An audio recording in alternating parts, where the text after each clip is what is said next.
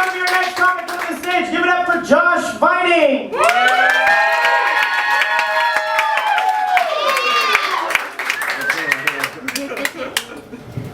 Unfortunately, Josh Vining wasn't able to make it this evening. It's a crazy story. But we're not going to get into it, okay? I'm David Marshall. I'm here to take his place.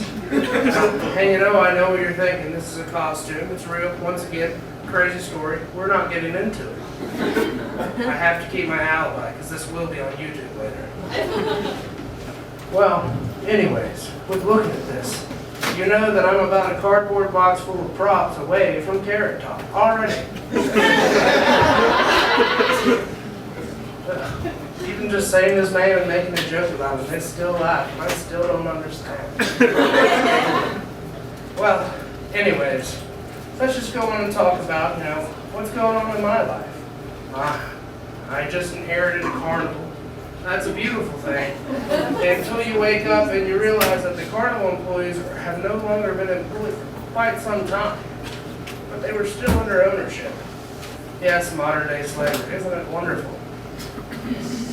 Well, when you wake up and you're trying and you look in your backyard and there all of a sudden you see a bunch of carnies and you go back, you're trying to meet them and grasp what situation you're dealing with, and you meet a woman that you think would be the bearded lady, but it turns out to be the bearded clown. Hair that went down to the ground, but unfortunately, it was from two different areas. I'm not going into further details. I think you got it from the laugh.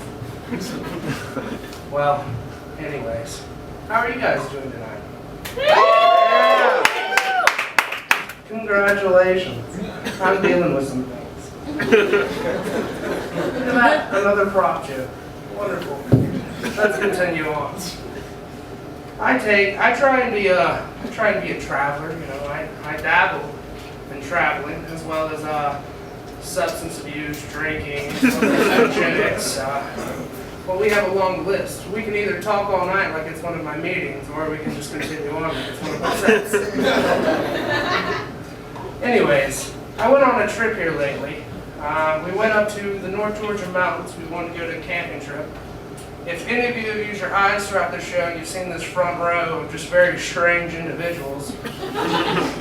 These are all wonderful, wonderful, well, for lack of a better terms, who understand, hippies. These are the individuals I went hiking with. Go ahead and mock them after the show. Do not applaud them, they don't deserve it. Why? Why do they not deserve it? Because they gave me a life realization. They took me out to the mountains, and at 3 a.m., what did they do? Hey, Josh, man. Josh, oh wait, I'm David. Sorry. I got my own character. Look at that. I'm slacking off. We should go on a hike. We're up here in the mountains anyways. But you know, I'm very tired.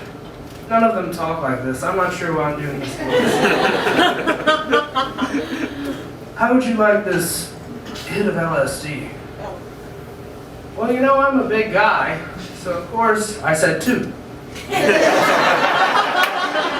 Because there is no such thing as peer pressure, it's just your turn. Well, about 30 minutes later, I was absolutely in the mood for hiking.